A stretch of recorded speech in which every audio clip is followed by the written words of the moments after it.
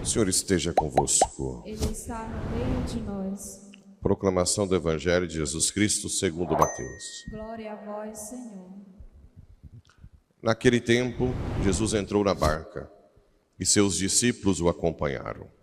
E eis que houve uma grande tempestade no mar, de modo que a barca estava sendo coberta pelas ondas. Jesus, porém, dormia. Os discípulos aproximaram-se e o acordaram, dizendo: Senhor, salva-nos, pois estamos perecendo. Jesus respondeu: Por que tendes tanto medo, homens fracos na fé? Então, levantando-se, ameaçou os ventos e o mar, e fez-se uma grande calmaria. Os homens ficaram admirados e diziam: Quem é este homem, que até os ventos e o mar lhe obedecem?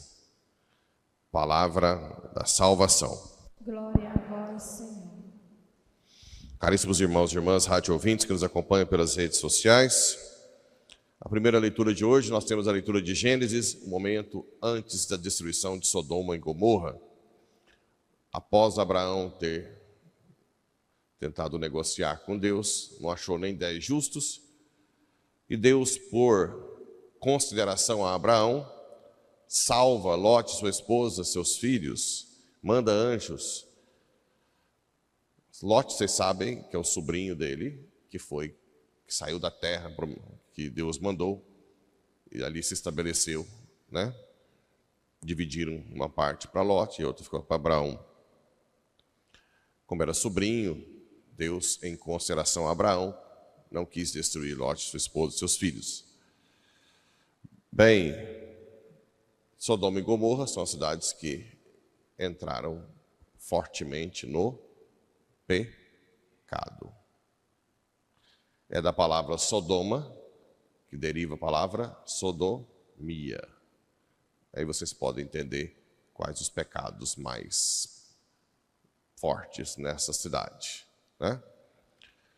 Não é que a igreja seja preconceituosa com a pessoa. A igreja é mãe. Tem que parar com essas discussões sem pé, sem cabeça. A igreja quer simplesmente que sejamos livres e não escravos. O sexo não foi feito somente para ter prazer. O sexo foi feito para gerar uma família ou uma união de entrega total, né? Mas não é a função dele buscar simplesmente o prazer.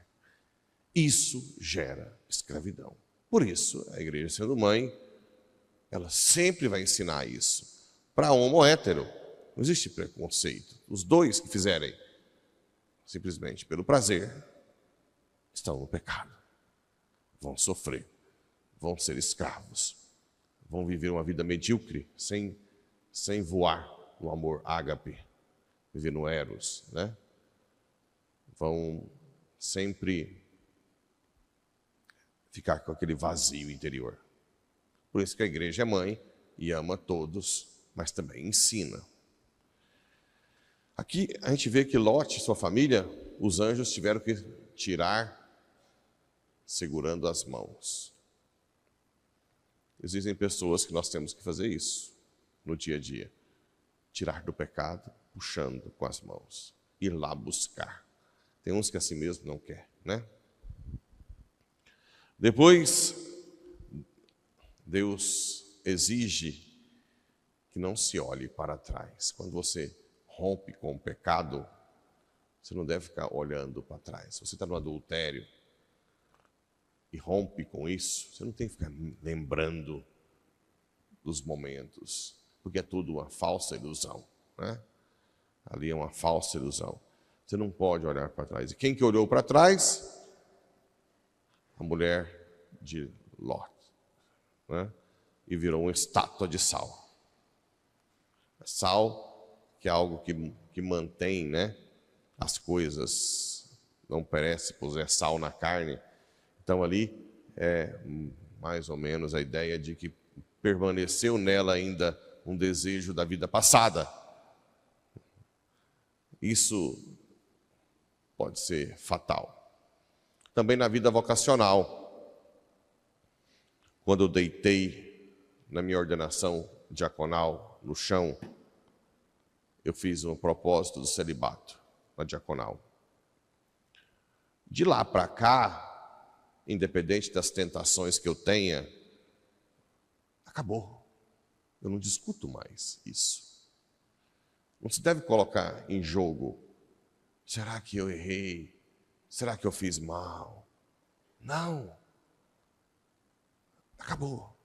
Dei a minha vida confiando principalmente na graça. Então, se eu passo por tentações, se eu passo por desânimos, eu tenho que buscar a graça para que eu seja perseverante. Você casou verdadeiramente? Fez um matrimônio livremente, com seu desejo? Pronto. Com as crises matrimoniais, você não tem que ficar voltando atrás. Agora, vamos, claro, com as devidas exceções, que é violência doméstica. O adultério, a igreja permite que viva separado, mas desde que não tenha relação depois que descubra, né? E tem um tempo aí de 6 meses. Mas, de uma forma geral, as dificuldades da vida, você tem que enfrentar, sem ficar querendo voltar atrás. Senão, você nunca vai ser feliz. A decisão vocacional é para sempre. Para sempre, né? E é isso que dá força. Não olhar para trás. Não olhar para trás. Por mais que eu já tenha passado por dificuldades, provações, perseguições, eu nunca questionei mais a minha entrega. Senhor, me ajuda, me purifica, me salva, mas me dê perseverança final, né? Bem, e no Evangelho, nós temos aí esse momento em que os apóstolos estão na barca e a água quase cobrindo pela tempestade e Jesus dormindo. Deve ter um sono pesado, né? Porque o barco, a água batendo. Mas aqui é claro que não é uma coisa simplesmente uma narração histórica. Óbvio que tem algo espiritual aqui. Quantas e quantas vezes a nossa vida está em uma tempestade. A gente acha que Jesus está dormindo ou que Ele não se importa conosco, né? Quem já não passou por isso? Quem? Todos nós. Ou estamos passando? Onde estás tu, Senhor? O Senhor não vê que eu pereço? O Senhor não vê que a minha família perece? Cadê a tua presença, Senhor? Bem, e eles chamaram Jesus. Jesus deu um puxão de orelha, né? Homens fracos na fé, porque tendes tanto medo. Será que essa frase é para você? Por que tende tanto medo? Homem e mulher fraco na fé. Não tenha medo. Eu sei que na teoria é fácil, mas se eu estivesse no barquinho, eu ia pular em Jesus, né? Na primeira ondinha que entrasse, claro que a gente... Mas o fato é que o chamar Jesus para acordar acabou levando a calmaria. Então, temos que chamar Jesus sim na tempestade. Vir à missa sempre, adorar, rezar e pedir, Senhor, não deixe que perecemos, né? Que pereçamos. Não deixe que pereçamos, Senhor. Não nos abandone. Eu sei que o Senhor está comigo. E Ele pode acalmar a tempestade com uma só palavra, né? Porque tudo. Ah, mas por que a minha tempestade nunca passa? Bem, eu posso dizer que os santos viveram tempestades contínuas, né? E hoje estão com a glória no céu.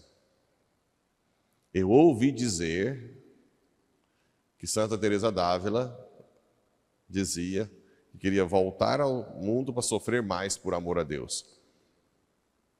Bem, essas coisas de santos, né? Mas o fato é que se você passa por tempestades perseverando, o seu galardão no céu aumenta, o número de pessoas que você salva. Como assim você salva? Pelo sacerdócio comum do batismo, você oferece todas as provações, todos os sofrimentos pelas almas. E isso tem poder muito maior do que pregação, né? Muito maior.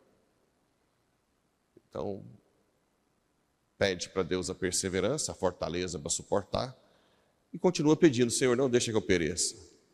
Não deixe, Senhor. Eu acho que o principal é nós pedirmos a perseverança final.